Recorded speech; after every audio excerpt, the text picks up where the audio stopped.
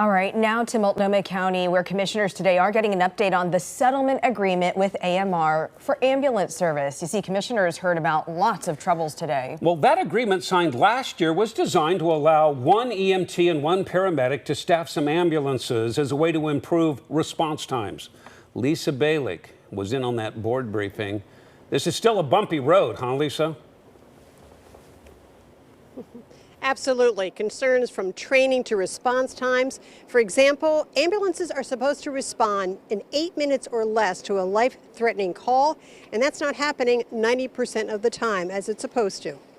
Over the last year, we have observed an increase in serious safety events. While we have a structured process for investigating these to avoid any future occurrences, this trend is concerning. Chilling words from an emergency medicine doctor who is head of quality assurance for EMS in Multnomah County.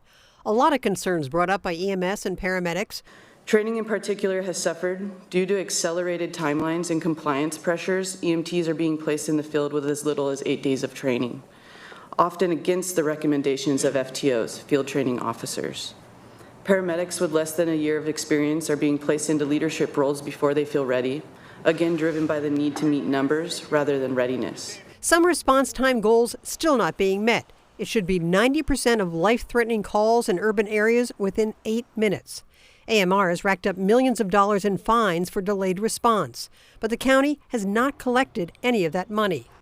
AMR has increased the number of ambulances and ambulance crews available, hiring more EMTs, but struggling to hire more paramedics. In our prior report to you, we informed the board regarding our engagement with an agency to assist us in recruiting and onboarding paramedics from Australia. We've successfully navigated the E3 visa process and are all engines go recruiting qualified clinicians into 2-year work agreements. The county chair and her EMS staff are proposing to continue the settlement agreement with AMR. Commissioner Brim Edwards wants more accountability in that agreement. There needs to be a lot more rigor in making sure that they're complying with the contract. Not just, we hope they do. So we are following this. We have been following this now for the past year or so, and we'll see what happens with this contract, whether it does indeed continue, and if there are any changes that will be made to it in the future. Live in Southeast Portland, Lisa Balick, KOIN 6 News. All right, Lisa, thank you.